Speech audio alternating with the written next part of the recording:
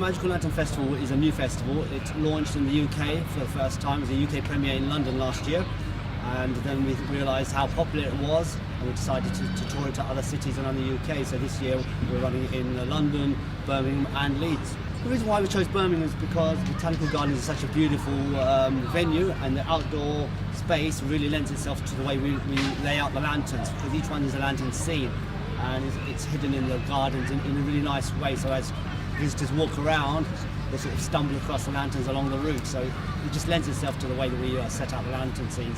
So it's a great venue for us.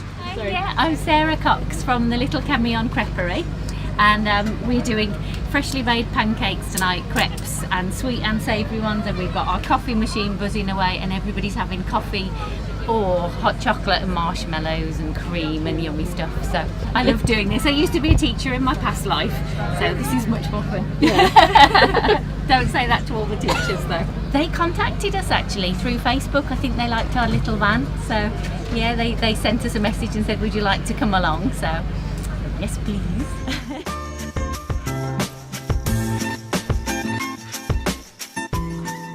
Lanterns are actually produced in the southwest province of China called Sichuan, and they're actually made on site. All the smaller lanterns you see are made on site. Anything like this giant entrance feature that you see behind me, that's actually built and erected on site here. But the smaller items are made and then shipped over and just erected. And when you get the chance to go around the festival route, you'll see that there's lanterns of all shapes and sizes, from Santa and reindeers right through to animals and wildlife and mushrooms, fish, that type of thing. And they come in all shapes and sizes, from something as small as 1 metre wide right through to something that's 20 metres wide. So when you go through, you'll see all of it. No, we've been here before. We lived there, of course, and we brought the kids over the summer, and just to sort of vent a bit more, just to get them to run around and use up a bit of energy. We surprised the kids, did tell them that we were coming here, so it's been lovely. They've enjoyed the evening. Considering it's cold, they've had a good time. I think the peacock was lovely. That was the highlight for the kids as well, the peacock. It's easy accessible with push chairs and wheelchairs going through as well, so there's plenty of pathway for every type of user really. It's brilliant. They've done really good with the whole setup. We've gone full circle, we've gone and had to look around everything, and we've not missed out on anything, so it's been signposted really well. Planning an event of this size and stature, it's a mammoth operation. We've got the logistical side, which is getting something like 20 or so massive containers shipped over from China to here. We've got the team of artisans from China coming over here for 3 weeks. It's a 3-week install on site, so they'll spend 3 weeks here, working pretty much right through the day up until the evening to make sure that everything is done correctly. It's a 4-stage process. It starts with the design of the lantern, then a CAD drawing, then building the structure itself, and then finally wrapping it with the colourful silks and satins that you can see behind me.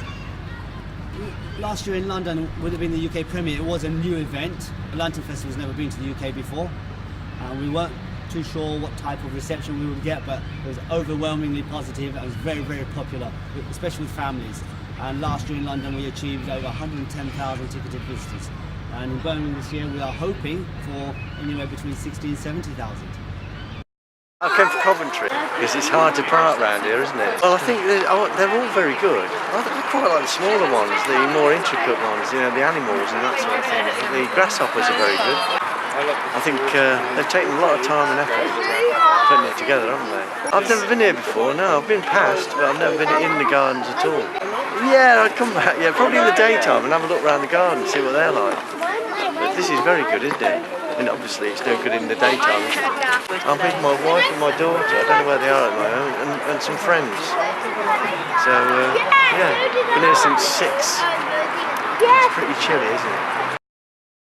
Yesterday was very manic, as you can imagine, all this hard work and getting staff in all the right places, the security, making sure all the vendors are up and running, the food and drink stands, and the merchandise stores. So it's a massive operation, but everything is down to planning and organisation. If you get that right, it's all right on the night. Actually, most of the vendors come to us because a lot of them knew of us from last year in London, and they've actually followed us to Birmingham. Some of them are going to follow us to Leeds, and then back to London again in January. So some of them are new, and most of them actually come to us. They hear about the festival. They know that we're coming to Botanical Gardens because we market the festival quite early on, from about September onwards. So they hear about it and think, okay, I'd love to be part of it, and then they inquire, and we allow them to come on site. We are quite choosy with about who we allow to have as vendors on site. We try to make sure we don't double up and have the same thing twice. We try to keep things so that one is a decent burger and chips kind of stand, and another one is selling merchandise. Someone else is doing hot dogs. Someone else is doing toasted